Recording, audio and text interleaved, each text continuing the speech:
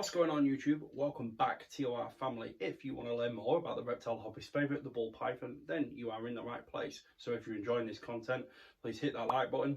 If you haven't done already, please consider subscribing to my channel and hit that notification bell to stay notified of any forthcoming content. If you have any questions or queries for me, then down in the comment section is where you need to be.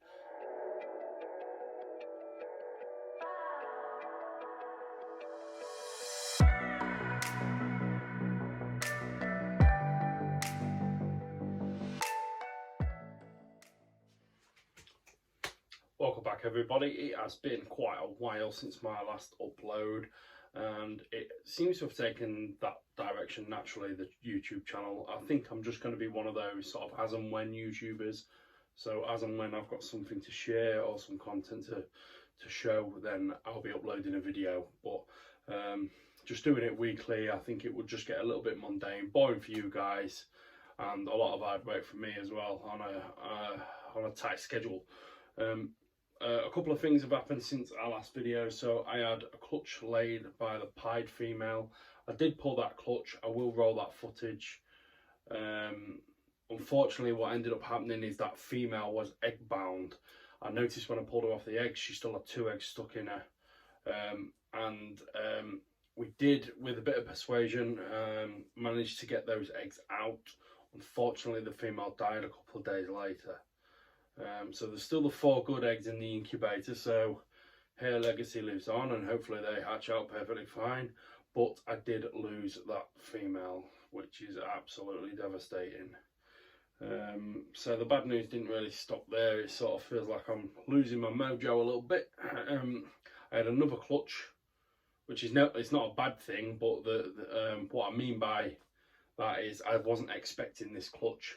So last June I purchased a Cinespin scaleless head to sort of move things along with the scaleless project for me.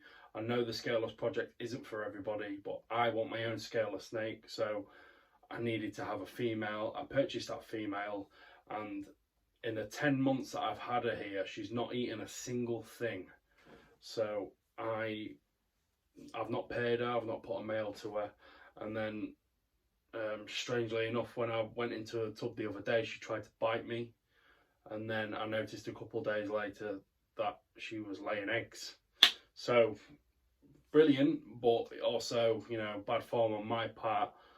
One, for not knowing she was gravid. I didn't see an ovulation, but I wasn't looking for one because I'm not paired her, and she wasn't even in the equation for breeding this season. I was thinking that she's not going to produce. We'll save her till next season, so she's got good condition to produce. It didn't end up going that way. She has produced a clutch of eggs. So, you know, fingers crossed, and we'll see what we get out of that one. The breeder who I got her from, he paired her to a scaleless head. So there's a 1 in 4 chance of hitting a scaleless snake. And we've got what I think are 2 good eggs in that clutch. So it's long odds, but we'll take them and we'll see what we get out of it. Hopefully I can get a scaleless snake so I can leave that project alone. I just want to have my own scaleless snake to raise it up, watch it develop, learn how they shed and how they grow, and hopefully put to bed some of the misinformation that is out there about that project. So in order, guys, what we're going to do first is we'll take I'll roll the footage of the pied female that I pulled. Important things to note on this one is I noticed she was on eggs, and I immediately put her back down and left her for at least 24 hours. She'd still not laid by that time, so I actually left her another 24 hours after that, so she had a good 2 days to get these eggs out, which I think was the right thing to do. And then after that, the vet was going to prescribe oxytocin, but by this stage the eggs were already stuck in the oviduct, and I could feel that the eggs were moving up and down freely, but not inside. The oviduct was stretching with it, so those eggs weren't budging anywhere. So it's difficult to know what the right decision to make and at the right time. So maybe if I'd have gone to the vet sooner and got her prescribed oxytocin, which will induce contractions, maybe that would have been right, maybe not. The eggs might have already been stuck by then. We don't know. But I think after the 2 days that I'd left her, it would definitely be wrong to prescribe oxytocin, because that would have been inducing the contractions, which push the eggs out, and the eggs are stuck to the oviduct. So that would have been a mess and a nightmare to open a tub to. So, you know, I did what I did, right or wrong. Let's roll that footage and we'll take a look. Here she is then, guys. This is the pied female. Just dropped on day 29. Looks like some good eggs there, so let's pull her and see how many she's guarding.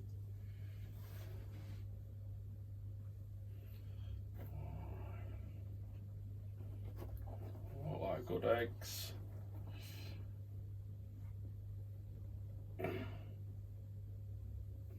Now this girl definitely isn't finished. She has got at least 2 eggs left in there.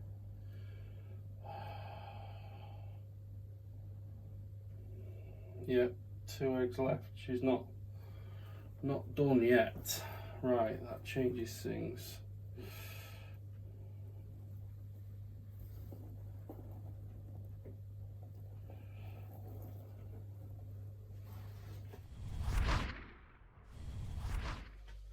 So what went on after that?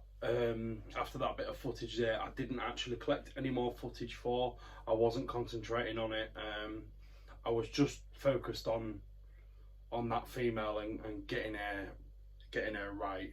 Obviously, a female that is egg bound is in danger if you don't clear those eggs out. So I knew at this stage we'd already lost the eggs. I did everything I could to try and get those out. And I went with just, you know, let nature take its course, leave her alone and let her get them eggs out on her own. And because I did that, that meant that the eggs had adhered to the oviduct. So it was a bit of a catch-22 situation, and the decision that I went with might not have been the right one, but you know, you never have the benefit of hindsight with these things. So I'd left her and she hadn't passed the eggs. We'd eventually managed to get them out and the female did die, and I was absolutely gutted about that. But you know, this happens in ball python breeding. It's a first for me. You know, I've been very fortunate to this stage to not lose a female this way. I have had one of a female egg bound before, but I've not lost one to it, and now I have, and it's just, you know, it's just one of them.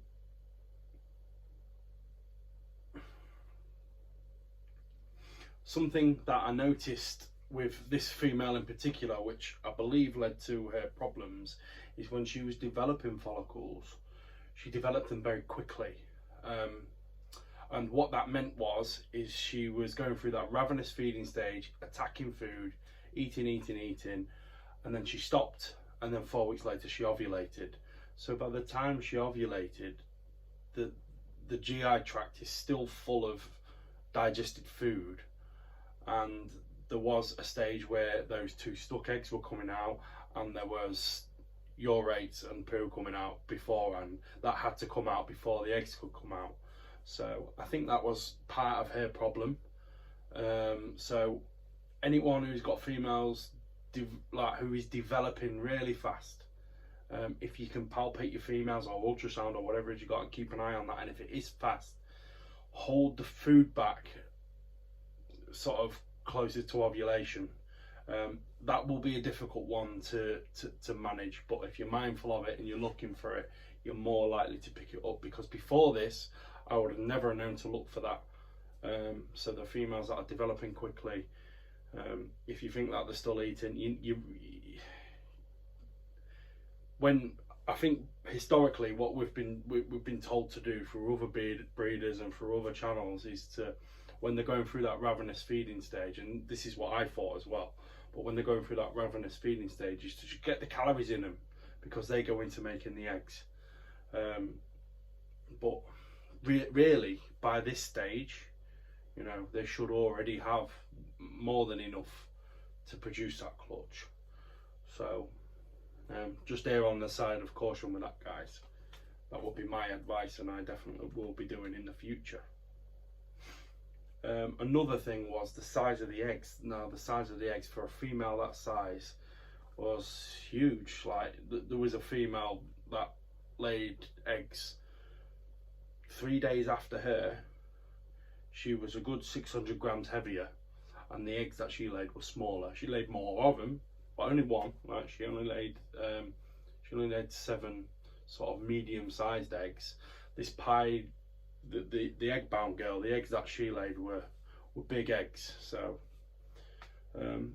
another contributing factor, and then maybe, if I'm being honest with myself, a couple of decisions that I made when I noticed she was egg-bound. I pulled her off the eggs for a start. It could have been that, but I'd noticed that she was laying in the morning. I left her all day and went to pull the eggs at 9 o'clock in the evening, and that was when that piece of footage was, and she had not laid them yet. So that tells me that there was already a problem before I had tried to pull her. But pulling your females off the clutch prematurely will not do them any favours, so bear that in mind. So there isn't a great deal to go on about after that. What we'll do now is we'll go on to the next clutch. A little bit of a happier story, and a surprise clutch which popped out of nowhere. So we'll roll that footage next, guys.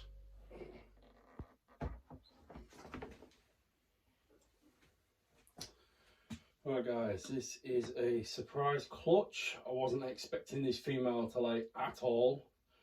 She's been with me for about 10 months and not eaten a thing. And because she's not eaten a thing, I've not paired her once. But she's laid a clutch of eggs. I can see a couple of slugs in there. I'm hoping the others are fertile, but we'll have a look.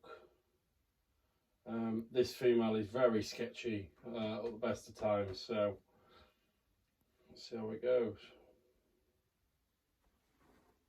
Yeah, she's riled, ready to nail me. Absolutely.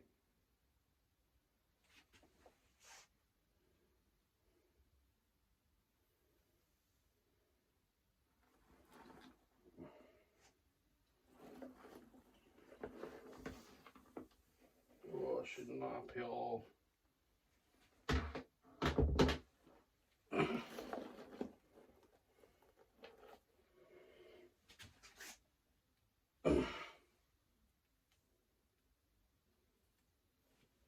She's done, so that's summer. Oh, look. Right.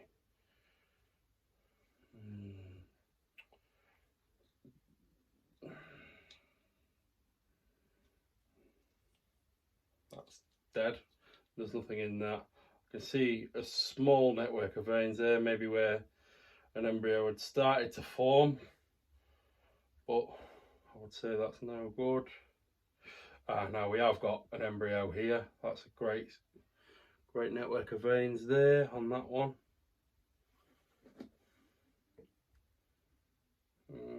Same again on this one. Looks dead.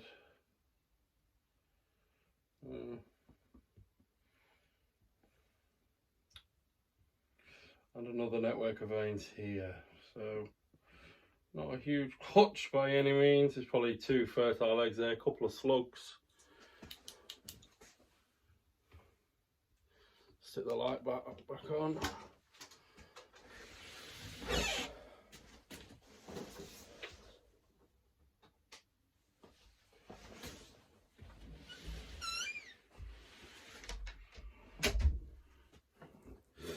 think I will set these up and just be ready to pull these ones out in the next couple of days. I don't think these are going to go full term, but I will give life a chance. This is a surprise clutch anyway, so anything was a bonus really. Like these are a bonus even. I wasn't expecting them at all. I've spoken with the previous owner of this snake, and he has told me she was paired up to a scaleless head, and it can only be his sperm in the mix. So 2 good eggs there, and a 1 in 4 shot of it in a scaleless snake. That would be nice. I can, once I've got them, I could maybe leave that project alone, because I just want a scaleless snake for myself. But time will tell. Anyway.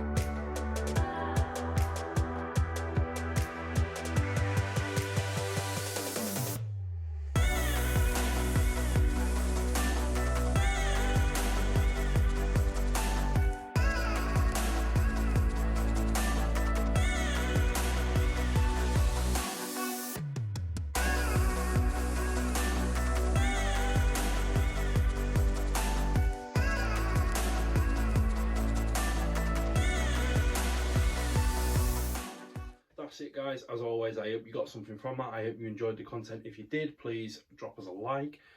Get down in the comment section if you've got anything to say, and please consider subscribing to the channel if you haven't done already, that is. We do have some more content on the way. I've got a clutch due in 10 days, so there'll be a clutch cutting for that. And there's 4 clutches in the incubator at the minute. I've got 3 on the way and 2 more females possibly building. So plenty going on. My busiest season yet, and I'm really looking forward to seeing how it turns out. So that just leaves, thank you very much for watching guys, and I will see you on the next one.